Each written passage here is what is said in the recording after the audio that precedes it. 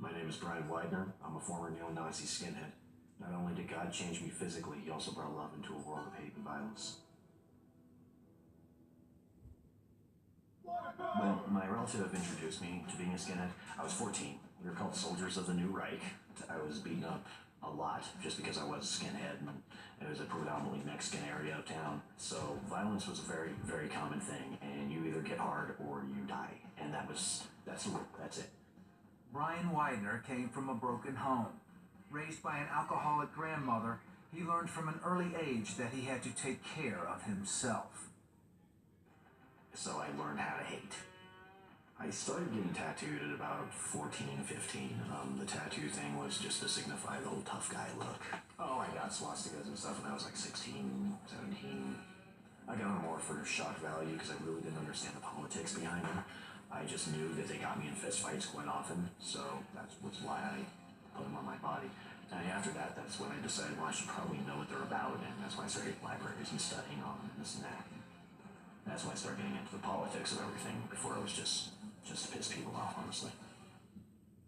Eventually, I decided Albuquerque wasn't the place for me and started traveling around the country.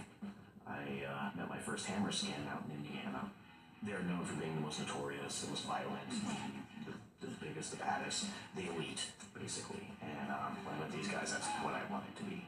You know, they were organized, they were tough. You know, it was just like everything any skinhead, would want to be. When I got into the Hammerskins, a lot of the guys have facial tattoos and their hands done. I mean, I had my hands done, but I ended up getting my neck done, and just for the shock value of it, started creeping up onto my face and getting that done. We were pretty out of control. When the gang disintegrated, Brian and former members created a new gang called the Ben Landers Social Club. We started spreading like a disease. I was in charge of going to different towns in Indiana and setting up chapters, and I was an enforcer. As a skinhead in my early years, my thinking was very much the white race was the master race. After my first decade, I didn't really see it that way anymore. Because I just knew so many white people that were just such scumbags that I couldn't say, okay, every white person is somewhat superior than every black person. I'm seeing complete opposite. Kind of realized the only thing I had achieved in my life was a bunch of scars, a legal record, and halfway cirrhosis of the liver. That's it. I have achieved nothing else in life, nothing positive. Actually literally trying to drink myself to death. I was just looking for a way out. I was done. I had given up on life. I'd given up on everything. I was just done. I was sick of the violence, but I didn't know any other way to be. If I would have talked to anybody about those feelings, they would have called me a traitor. And then I would have been branded as such and probably shot. So I just bottled it up and drank. That's all I did. Brian was depressed and on the edge of suicide. Then he met Julie. I just fell in love with her.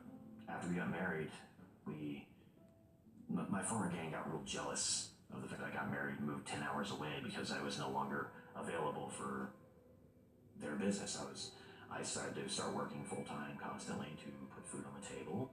Right when my son was born, the president actually gave me an ultimatum to choose between them, or the gang, or my family. So I chose my family, and he said, okay, that's fine, we'll just give you a proper retirement, just mail in your patch, which I did. But it wasn't that simple. Death threats started immediately, and they never stopped. People would, call at 3 o'clock in the morning and talk about how they're going to kill me and kill the kids, and for years, Julie and I lived literally on red alert. We'd take turns staying up all night with ball bats and stuff, and just wondering when they were going to kick in the door. It wasn't a matter of it wasn't a matter of if, it was just a matter of when. I knew these guys, I knew what they were capable of. And I'm a pretty tough guy. I can handle myself pretty well, but against 7, 8 guys, there's nothing I can do. But for some reason, Julie picked up a Bible, and it was this old German Bible that she had for years, the little antique one. Just started thumbing through it and reading a little bit, and showed me a couple prayers, and just a couple like a serenity prayer. I started saying that just to calm myself in the mornings, because we're just being curious more than anything. And we went down to Tennessee for Christmas one year, and my father-in-law, just to go visit him for Christmas, and my father-in-law took us to his church.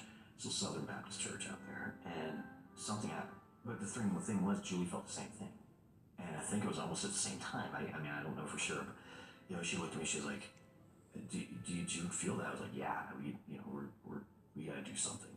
So as we started praying at that point, and praying and praying and reading the Bible, and we actually made a promise to God. It's like, if you help us get out of this alive, we'll give our lives to you. And within a couple of months, we were able to move to Tennessee. And we did, and first thing we did was we gave our lives to God. Because there was no way I could have done it by myself.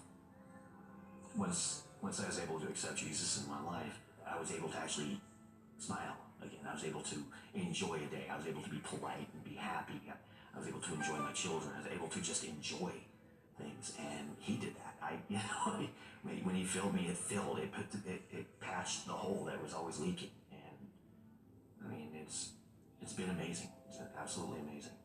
Well, when I changed inside, my sole concern was my family, and it was no longer about my race or about violence. I had to look every day in the mirror and see this thing that I actually made myself. I got to realize that just what kind of a monster I was actually projecting to the outside world. With the past lingering on his face, Brian's desire to live a normal life seemed hopeless. I mean, I'd go out to go out and try to get jobs, and nobody would talk to me. Parent-teacher conferences were always a mess. I mean, it was an absolute nightmare. And I would start looking into laser removal, which was entirely just way too expensive. There was no way I'd ever be able to afford it. So I started looking at means of actually using dermal acid and burning them off my skin. So I was just gonna go ahead and suck up the burns. In a desperate move, Julie contacted the Southern Poverty Law Center. With their help, they located an anonymous donor, and Brian began a painful 2-year journey of removing the tattoos. It was absolutely amazing. We ended up doing a Q-switch laser out in Vanderbilt University. Dr. Bruchak, he had never seen anything like me before I walked through the door, because I just had so much coverage that he had never ever taken on something like that. And physically, it was incredibly painful. It took about 23 to 25 treatments, but everything that's happened has been just literally a miracle. The removal, my family is safe, we are safe. We have a beautiful home. I'm working, and it wasn't my doing. I didn't do any of this. I'm barely a high school graduate. I'm not really anything. I'm a former street kid. God has done just miraculous things in my life, and now I can finally give glory where it's due. I can finally give him the credit.